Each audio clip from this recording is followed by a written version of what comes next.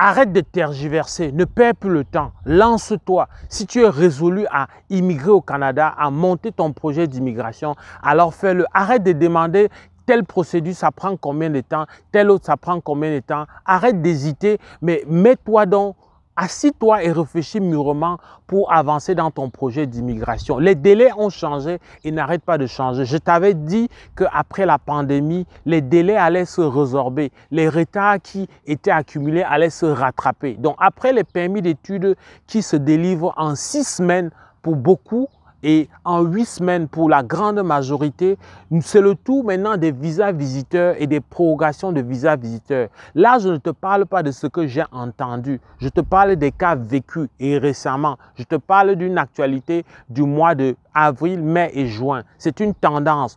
Les premières tendances d'avril, je ne pouvais rien conclure. Mais après avoir regardé de près, pas entendu parler, mais des cas concrets de près de 3 prorogations de visa visiteurs qui se sont faits à l'intérieur de 5 semaines. 3 semaines pour certains, 4 semaines pour un autre et 5 semaines. Alors que le délai affiché sur le site officiel, c'est de 5 mois. 5 mois, ça veut dire 150 jours. Je l'ai d'ailleurs partagé avec plusieurs personnes avec qui j'échange en inbox.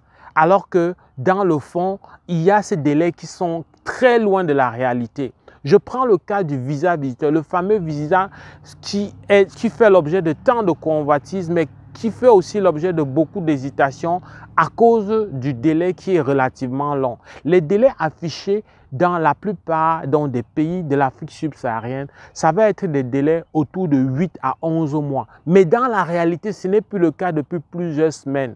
Je peux te parler exactement le cas d'une abonnée qui a eu son visa visiteur en 1 mois. Elle a fait une demande pour septembre, elle a déposé en début mai, elle a obtenu en début juin son résultat.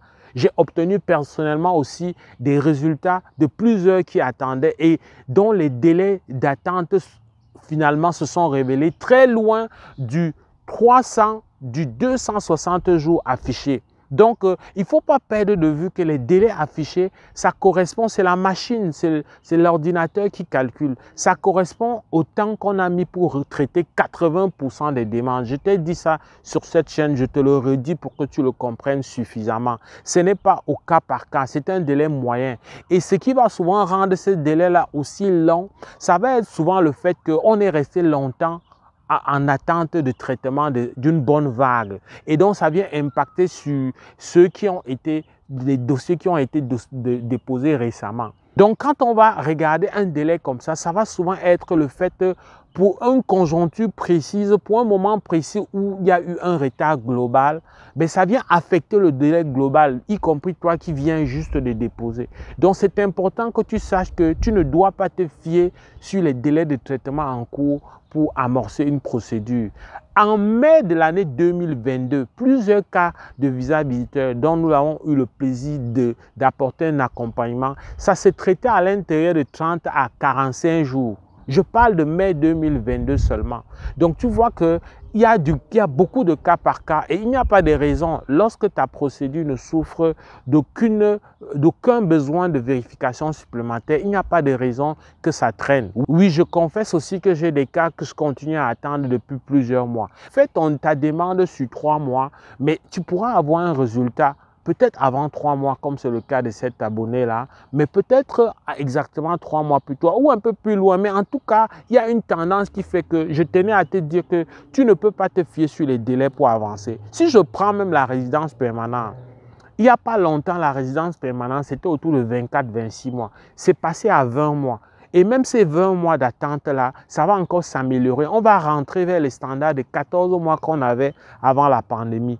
Et mieux encore, pour contourner ça, le temps que les délais reviennent, il y a par exemple au Québec une mesure transitoire qui permet à te faire venir rapidement, c'est-à-dire 3 mois environ après ta demande de résidence, qui te permet donc de venir et d'attendre ta résidence permanente pendant que tu es déjà sur le sol canadien en train de travailler, en train de te faire déjà des dollars. Arrête de te fier sur les on-dit, sur les demi-vérités comme j'aime te dire, mais va droit au but.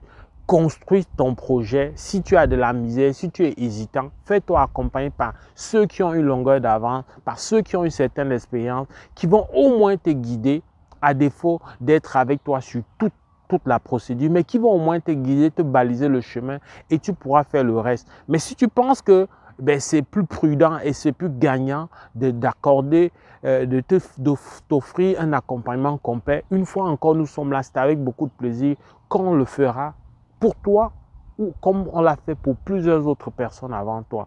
Donc n'hésite pas, le délai de traitement ne sera et ne doit pas être un moyen de découragement. Tu ne dois pas t'appuyer sur le délai de traitement pour voilà, initier ou pour peaufiner ton projet d'immigration. Ça va vraiment être une mauvaise stratégie, mais ça peut vouloir cacher autres lacunes, autres hésitations que tu as. Mais si c'est le cas, c'est correct. Mais si très clairement tu comprends que immigrer, c'est donner une chance à ton enfant. Immigrer, c'est donner une chance à ta vie. Immigrer, c'est permettre finalement que tes talents soient valorisés, etc., que tu aies de la reconnaissance. Alors, c'est le moment de te lancer. J'espère que cette vidéo t'a aidé. Si c'est le cas, like. Au plaisir de te retrouver dans le cadre d'une prochaine vidéo. Porte-toi bien. Boulot!